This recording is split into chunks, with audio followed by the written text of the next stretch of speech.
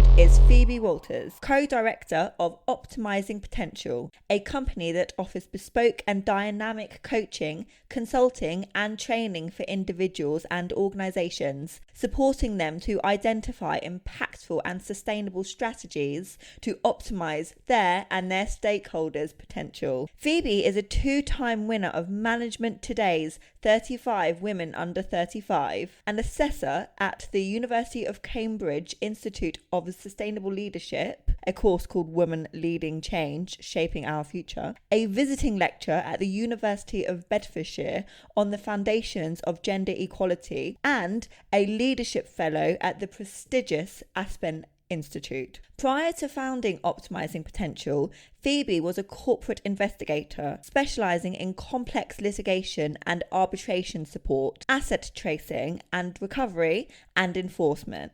Phoebe's mission is to contribute to the elimination of inequality globally by supporting all people to recognise the negative impact of gender inequality and enable individuals to recognise their rights and achieve their potential. During the episode, Phoebe talks about Optimising Potential's goal to eliminate gender inequality in the workplace. We discuss some of the barriers to success that women face, the cause of the barriers, and the red flags to look out for to prevent self-limiting beliefs. Phoebe also provides practical advice on how women can become the very best professional and personal version of themselves, how to cultivate a professional and personal purpose, how to use language and non-verbal communication to create and maintain positive relationships, and reveals her best piece of advice for being a successful female entrepreneur. It's wonderful to have you here with us today. Thank you so much for having me. I'm very excited. Why don't you explain a little bit about Optimising Potential and just explain what its goals and intentions are? It is a limited company that my mum and I have created and formed. Her name is Deborah. Shout out to Deb. We provide bespoke mentoring, coaching, training, and development. So that's either on a one-to-one basis or group or team basis. And I think what was really exciting, and Mum and I are best friends anyway, and we giggle about the fact that we've had half a year, much more than half a year, half a century years of working experience combined together. She's been obviously a professional for a lot longer than I have. But most importantly, that half a century of being feminists. We like that combination. And actually, that's really how I would identify myself, first and foremost, as a feminist. And I know that my mum is the same. So Optimising Potential's ethos, really, particularly with the seminar which we've created first, which we'll go on to talk to hopefully, is that women and women leaders, and by leader I mean leaders in our own lives, really, not in the traditional CEO or partner, for example, but that women need to adopt beliefs and practices that better serve them, not only for themselves as individuals on that micro individual level, but also in order to be able to see the changes that they want, that they wish to see in the world on those meso and macro levels. So at the organizational company level, and also completely further afield, on the global level, as women, and of course our allies in all other genders. I say of course, hopefully, we want to be able to see progress in terms of gender equality. And progress has not been made enough. And so what we're going to do at OP, hopefully Optimising Potential OP, is create and facilitate those thinking spaces and development spaces, not only for individuals but organizations, to be able to support them to identify impactful and sustainable strategies to optimize their potential. And we want to be able to reach as many people as we can in order to develop their potential. So help those people, help those women specifically, as I said, for the first seminar, and also, try and create effective, long-lasting, positive change. I think that's incredible, Phoebe. But first of all, just shout out to Deborah. Um, and I think it's like so needed for support groups like this in order to help women lead, in the professional setting as well. And also, as you said, to kind of like be the lead role in the movie of their life. Although, like, I think this is a fantastic initiative, obviously it'd be better if we didn't need it in this day and age, but as you said, we do. But would you mind explaining like why you think there is a need in society to have optimizing potential around today? Yeah, very good question. I think actually I get asked a lot about why are these initiatives needed, even before we formed OP, when I've done so much gender equality focused stuff, for example, with the Female Fraud Forum, and even with the United Nations, because I'm a delegate to the Commission on the Status of Women, get asked, but why do we need to keep making this effort? Well, in a nutshell, because women need help. There are such entrenched power structures still and attitudes that persist, which are harmful to women and to professional women, if we're talking specifically in this context. Um, and it's not changed. It being gender progress has not changed enough. The latest statistic, which is absolutely ingrained in my brain, is from the UN actually last year, which said that it's going to take at least another 300 years to close the gender inequality gap globally. 300 years. So, I mean, I've got more explanation, but that is quite something to absorb and to take in. One of my favorite authors is called Mary Beard. I would definitely recommend reading her book. It's called Women in Power, a Manifesto. And she argues that you cannot easily fit women into a structure that is already coded as male. You have to change the structure. And in the context of that sentence or that argument, I think it's important that we note that there are 9.74 million women working full time in the UK, and about 5.96 part time. And the median pay for women compared to that of men is quite stark. So it's about just over £580 weekly median for women and 680 for men. So quite disastrous, really. And why we believe this is so crucial to explain in the context of OP and our services is because it's of course wanting to help each individual woman and each organization support those women in becoming the best versions of themselves that they deserve to be. But there is a much broader, wider issue here in terms of gender inequality, and we really need to do something about it.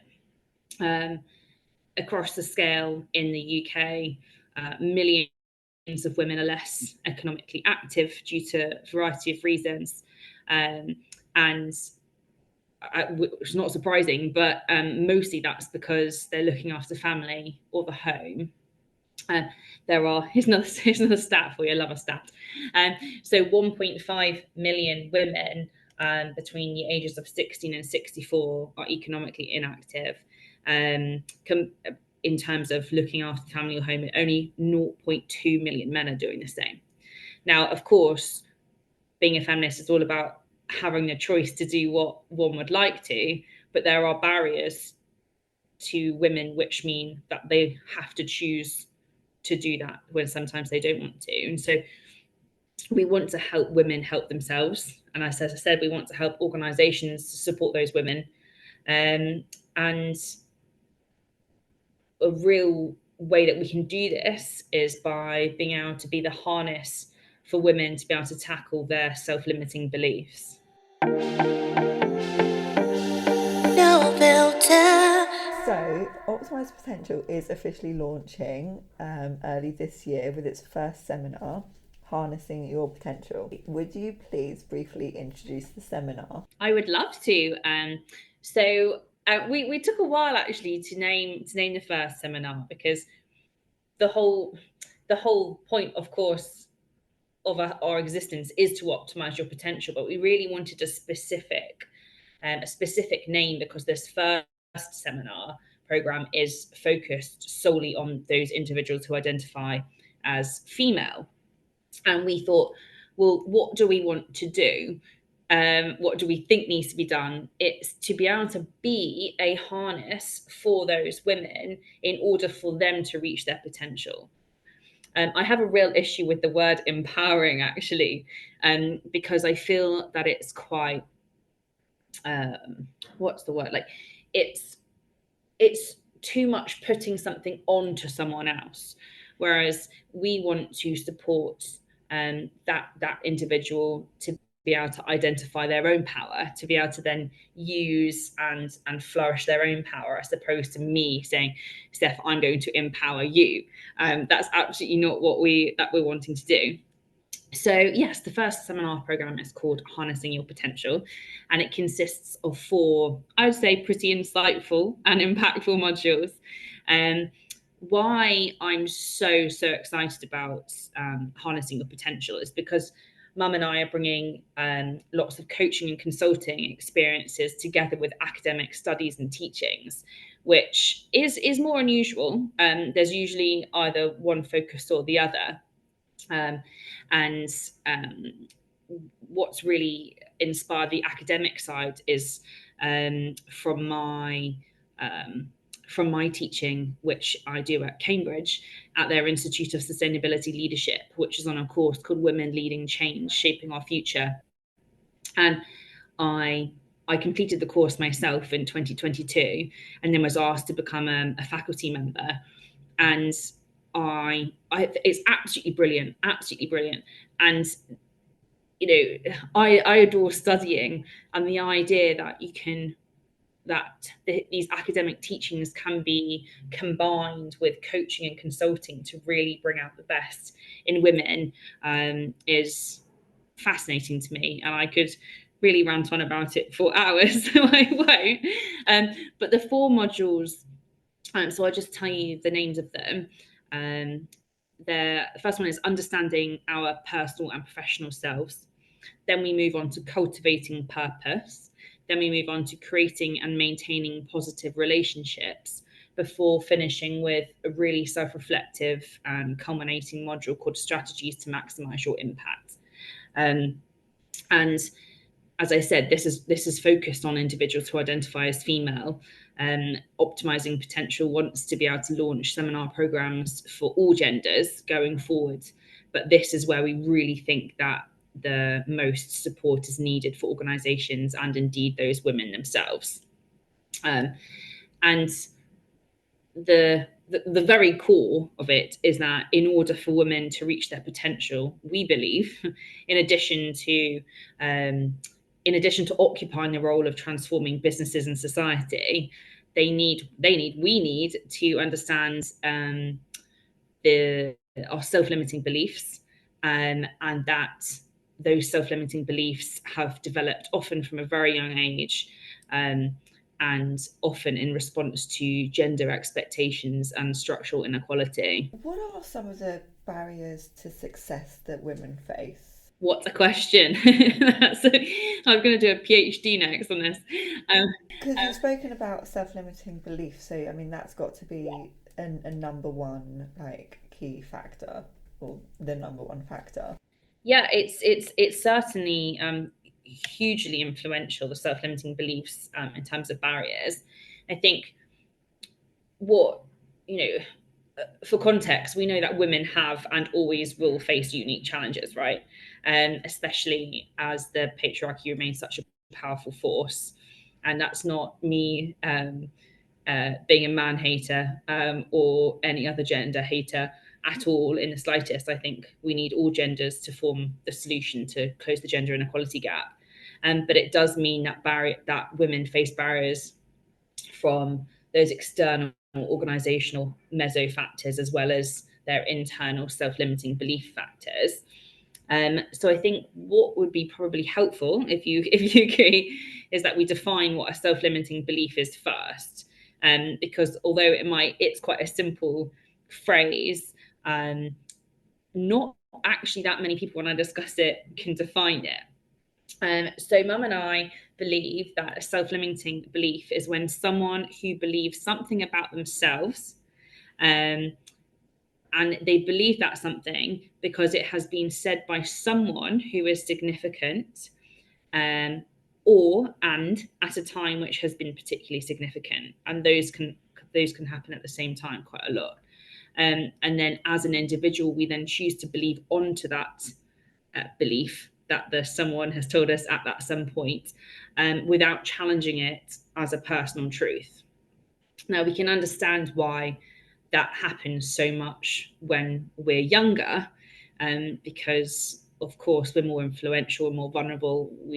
Our frontal cortex hasn't developed properly, but that means that from those moments, our experiences are shaping our behaviors, and we want to be able to help women break down those self-limiting beliefs, because there have been affecting their behaviors in a way that does not mean that they can reach their potential and be the very best that they deserve to be.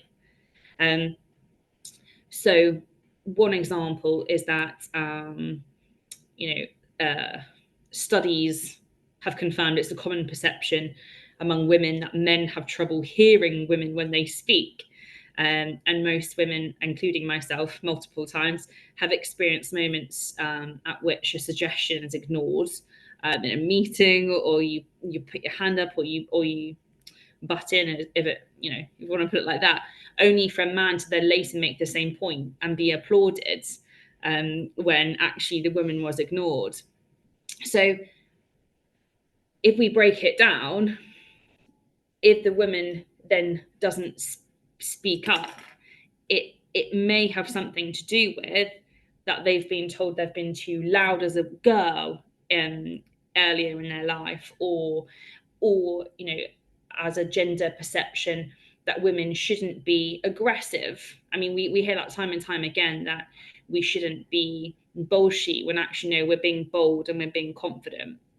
So that's the kind of thing that we think it's really important to break down and to understand, again, in order for those behaviors to be comprehended and to be able to assess them and move on from that in order to reach your potential.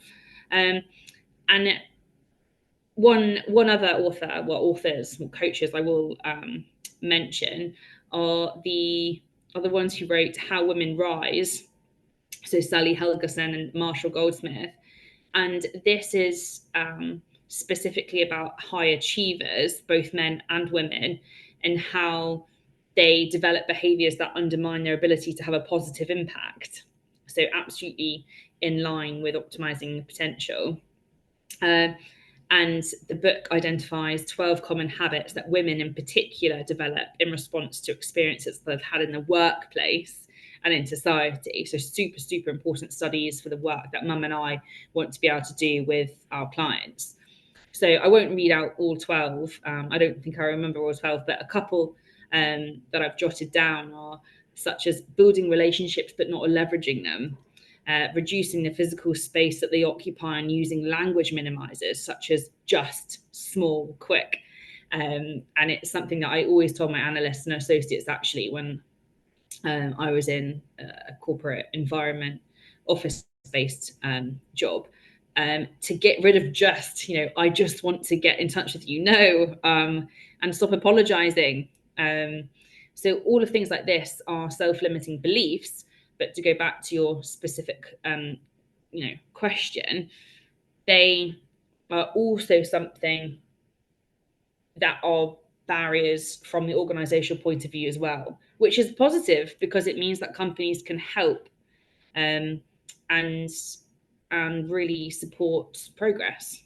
Thank you ever so much for sharing that. It's really interesting, and it just makes me think about um, women in the workplace that do use these just and quick kind of phrases in order to make themselves feel maybe a little bit more um, in their place, which isn't their place. That made me think about a story that I heard a couple of years ago about the actress Catherine Hegel. Yeah. So apparently she has a reputation for being really demanding and really rude. And when I heard that, like, I immediately thought, oh God, like, I wouldn't have expected her to be like that. She seems so funny. But after thinking about it a little bit, I just thought to myself, she's probably just standing up for herself. Like, being in that Hollywood environment where there's, all sorts going on, like all the Me Too movement. Yeah, I just thought she's probably just standing up for herself, but she gets like labelled as this rude woman who's like has no heart and it's just completely difficult to work with. And I imagine that the same kind of label gets put on women in a corporate environment that stands up for herself. Or she's a however you want to describe that. So it's like a double-edged sword, really, isn't it? If you're too nicey nice, you're not going to get heard. But if you stand up for yourself, you may get labelled as this, rude word that I'm not going to say. I know, I was about to say one too, but I think, you're totally right. And I think and again, some of the studies that I have completed myself and also teach is about the difference in leadership traits in terms of men and women and what is perceived to be the best as a human, as a leader.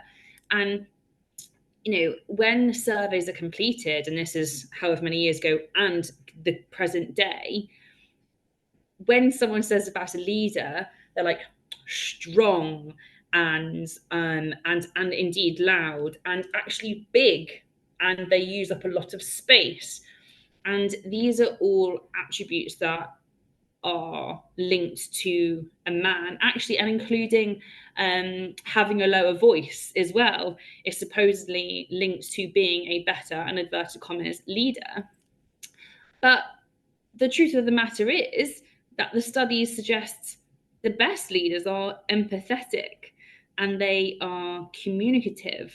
And these are traits that are so closely linked with women. And so it's a facade.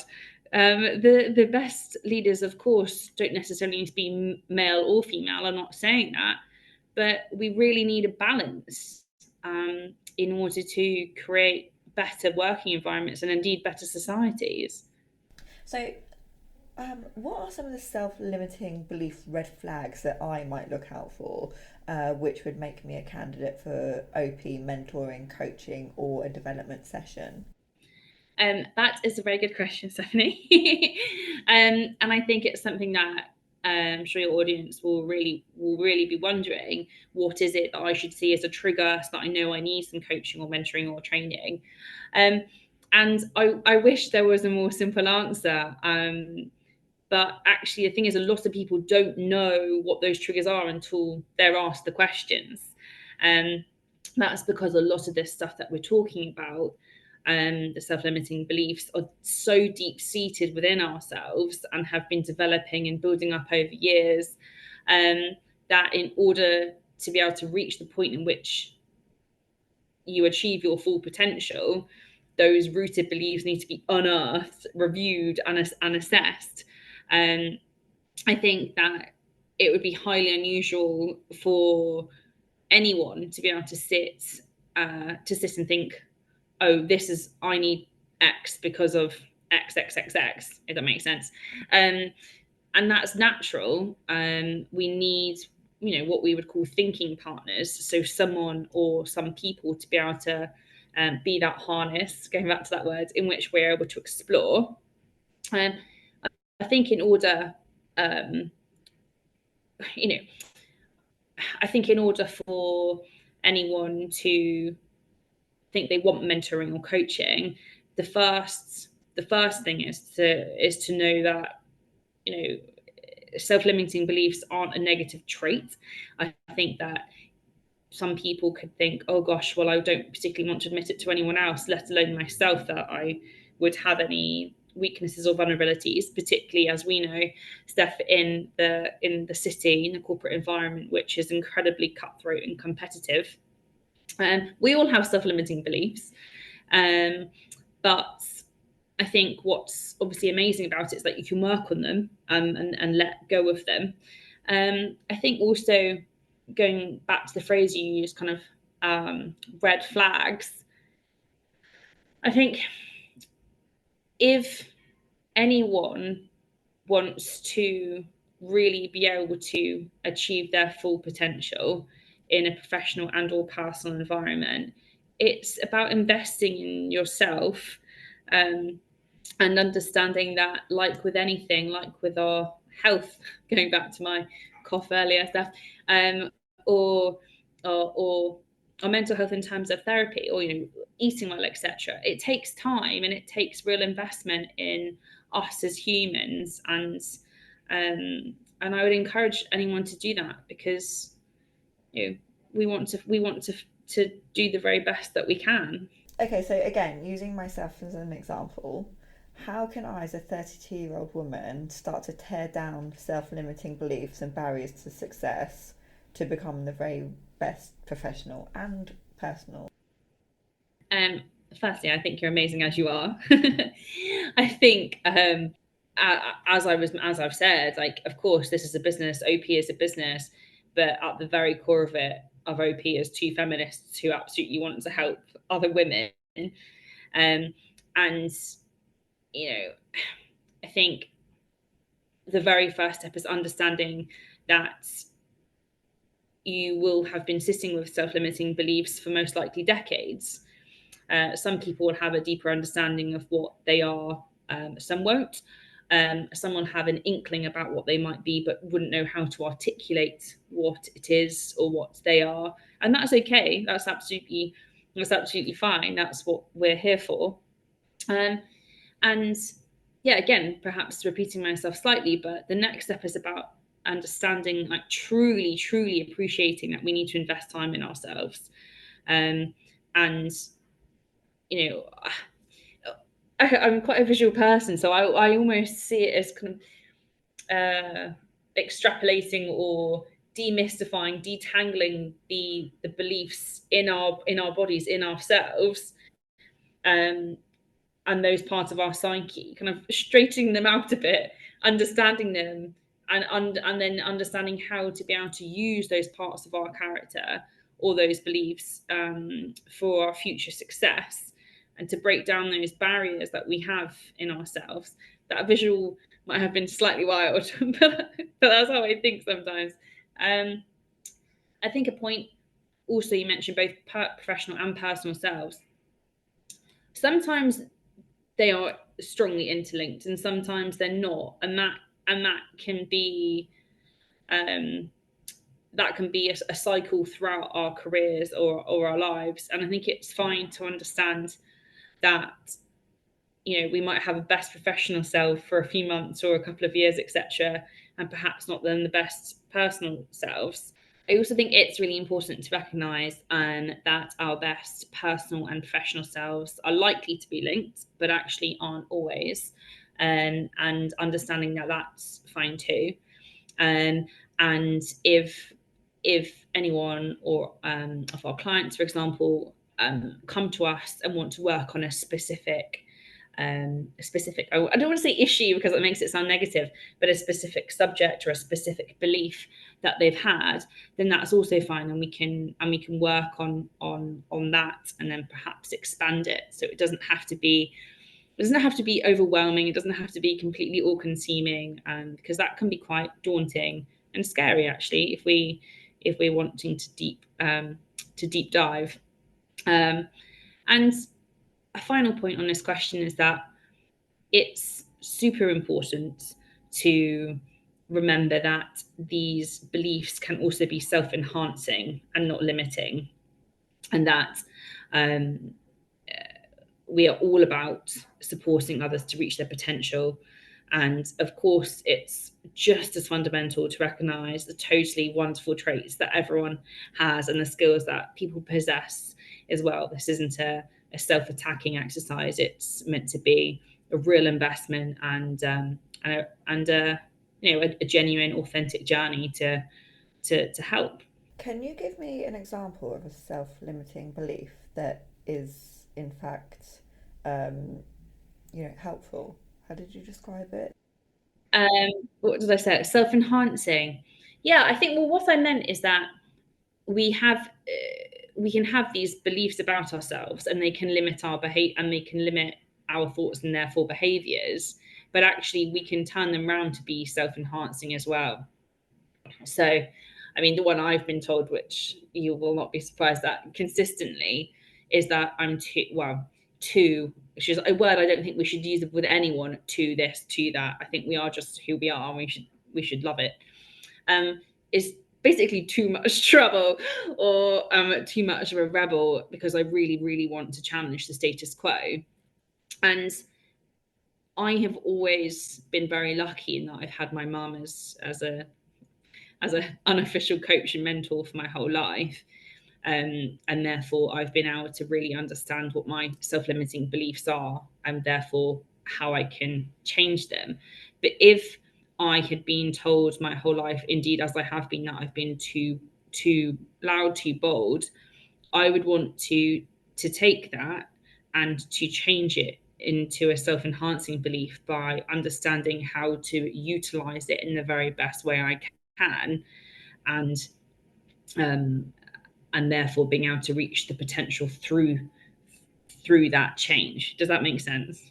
Yeah, no, it does. Thank you. I'm going to ask you again for one small little practical tip, I suppose. Yeah. So, we've both been involved in the corporate environment, and I'm about to start, soon to start at a law firm. I know that you've been involved in like accountancy firms that are, strongly tied.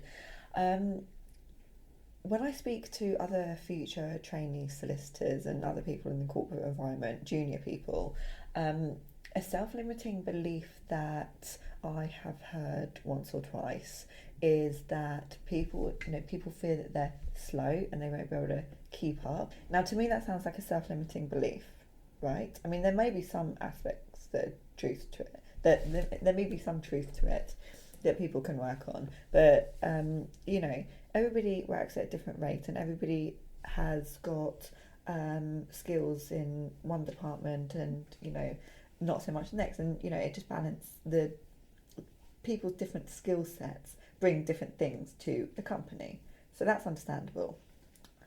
However, if somebody did want to fix this self-limiting belief that they're slow, how would you suggest that they start turning that self-limiting belief into, so it's no longer there? I think, yeah, and I agree that is definitely the pace is definitely something that will be relevant for a lot of people in the city and in corporate contexts. I think I can absolutely give some tips that there's not a quick answer. That's of course why coaching exists. I think what I would suggest for that individual is that they want to start understanding this belief, is sitting down and understanding, and just writing down. Grab a piece of paper and a pen, and writing down all of the times that really resonate with them when they've been told that, in order to start comprehending where those deep-seated, deep-rooted beliefs come from. And often it's a really good exercise to draw out a table, to put the self-limiting belief, and actually write, well, am I slow? And ask those questions, and face it yourself, and compare the times that perhaps you have in your mind been criticized and been enforced this belief, and times where you think maybe you have been slow.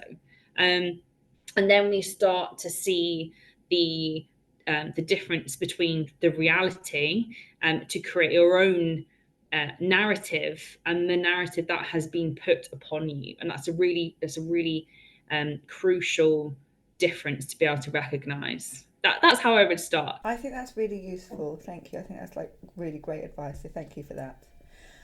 Now you've mentioned, well, you talked about finding purpose. You know, really finding that purpose, really harnessing it and rolling with it. What are your top tips for cultivating a professional and personal purpose? You know, uh, just thinking about if somebody doesn't quite know what their purpose may be and are just a little bit lost. Again, I think that's a really helpful question, particularly perhaps for more junior individuals across industry. And I do this exercise with my Cambridge students a lot, as a physical practical exercise. So what again, get a piece of paper and a pen out. I love a big A3 piece of paper and highlighters. And think about your intent. Think about your mission. It doesn't have to be as wildly dramatic as the word mission sounds, but jot down some notes about what you want to achieve, personally or professionally or both. I know that my mission statement, as we call it, so statement of intent, covers both professional and personal perspectives, because mine's about closing the gender inequality gap.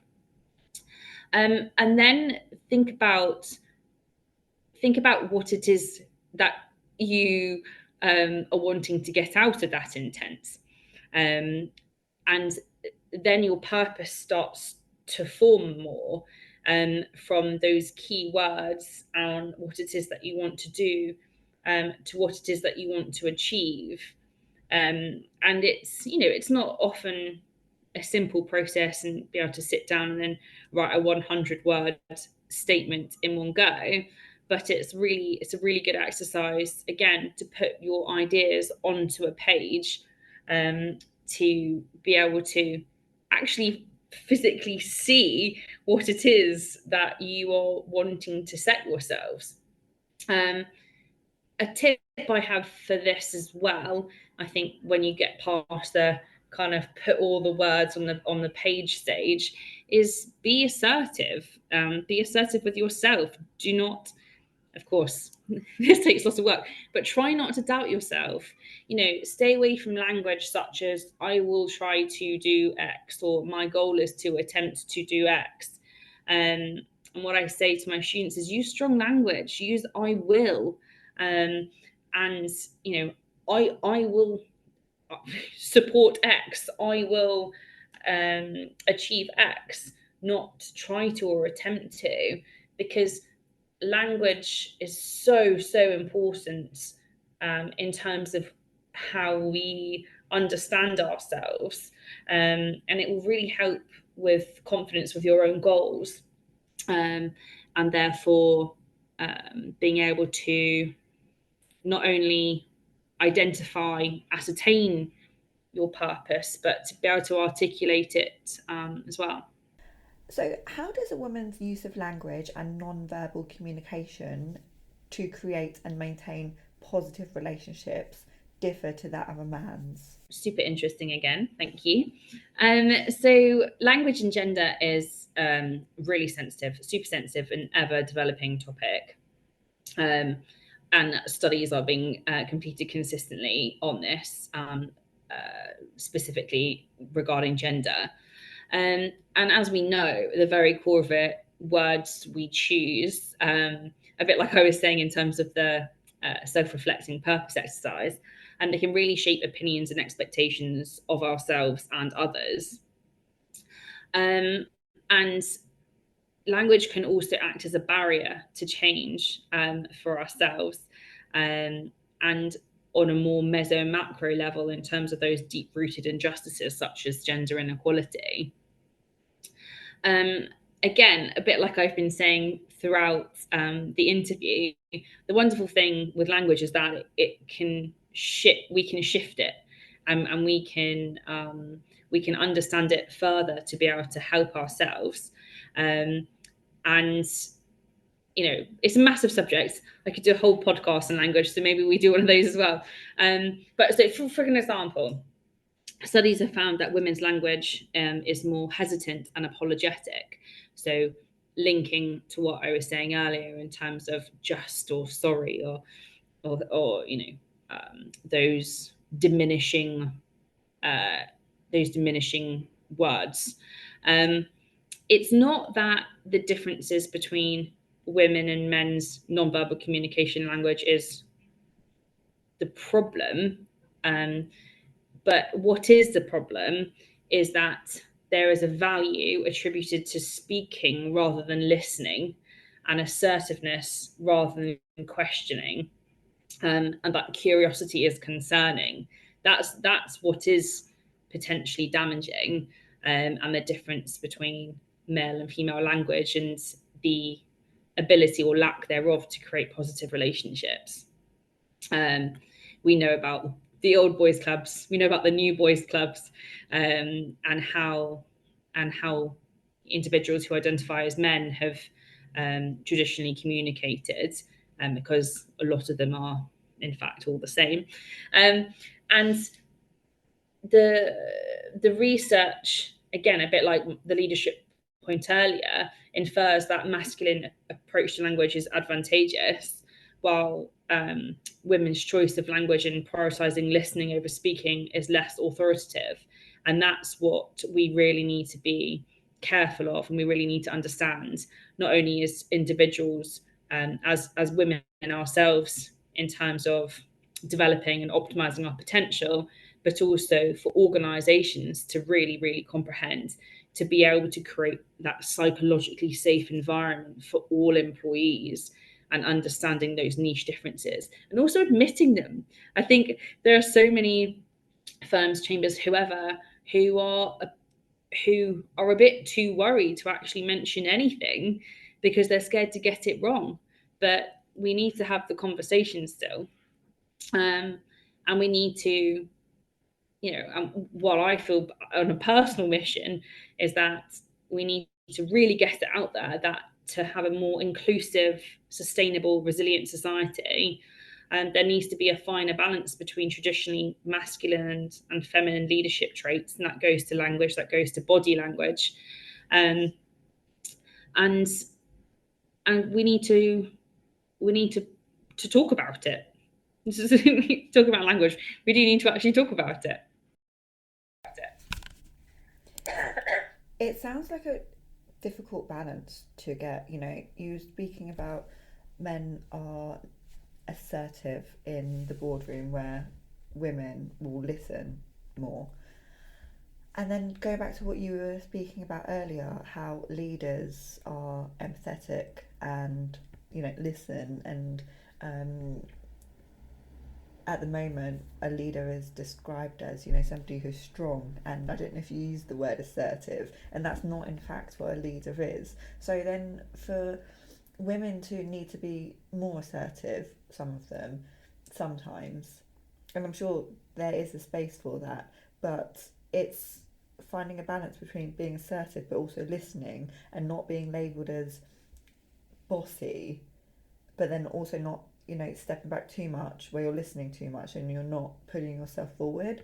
It sounds really difficult to get that balance. And not only is it difficult to get that balance, but then you're also like, who is sitting on the opposite side of you? You have to hope that that person, is receptive to your body language and verbal communications. There seems to be so many factors at play that whilst I don't think it will take 300 years to solve, maybe a generation or two, there's a lot of factors at play. Yeah, and it's phenomenally complex.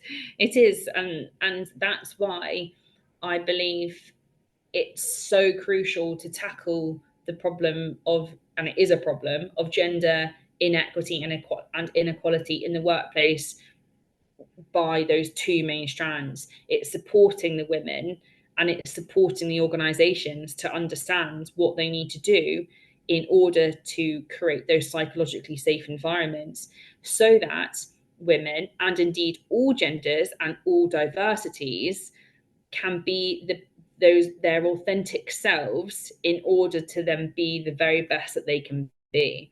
Because we are the most confident, we are the most productive, we are the most positive when we can be ourselves.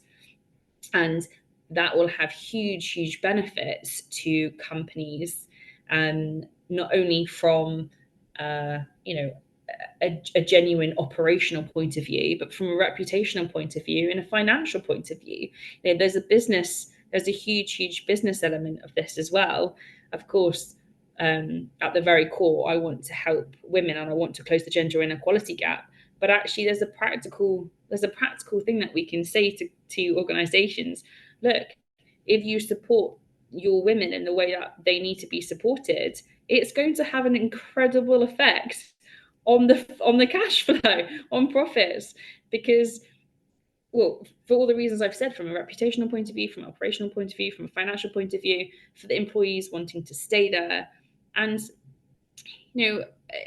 maybe it's my soft side, but actually making people happy, and and happy because they're authentic should be a huge priority. No filter. What is your best piece of advice for being a successful female entrepreneur or female in the corporate environment? Okay, so I have been asked this a few times over the last number of years, and it's never actually changed. So the tenets that I live by, and I've always lived by, and I can genuinely say that, is to be curious, to be confident, and be kind. And when I mean confident, I don't mean necessarily what we think the archetypal, again, loud or bold. It's an inner confidence, of trusting yourself and believing in yourself, actually. And that's some of the work I'd love to help other women do. Being curious is a wonderful trait, I think. And it's definitely been something that I've had even far before I was an investigator for nearly a decade. I've always questioned things, and it hasn't always gone down well in professional contexts, but I stick by that. And be kind. Kindness is so underestimated, so underrated. It's the most beautiful personality point that I think anyone can have. And this is a piece of networking advice. Go into a room and genuinely want to get to know people, and think about how you can help them, not the other way around. That's yeah, those three. I think my mum, because obviously this is about optimizing potential, and she's half of OP. My mum has always said that the most important thing for a woman in a corporate setting, to be successful, is to know yourself, and knowing and understanding the environments in which you live and work, and in the context of that, investing in yourself to create and embed positive strategies to get the very best for yourself and those around you. So if anybody did want to learn more about optimizing potential and connect with you, where can people do that? I would love for people to contact me about OP. And we have a LinkedIn page, simply called Optimising Potential. As you know, we are in the midst of launching, so we'll be posting more regularly on it from now on. Mum and I both have our individual LinkedIn pages too. So she's Deborah Glassbrook and I am Phoebe Walters. And our email addresses will be on the OP page. Genuinely, if anyone has any questions, they want to discuss the potential of having coaching or mentoring or training without committing to anything, of course, we would absolutely adore to have a conversation. This really is about helping women, particularly the Harnessing Potential seminar, because we truly believe in supporting those individuals to be able to be the best that they can. I'd like to say thank you for coming on. It was fantastic speaking with you, and I hope you enjoyed yourself. I adored it. Thank you. And thank you for everybody for tuning in to another episode, and we'll see you back again here next time. Bye.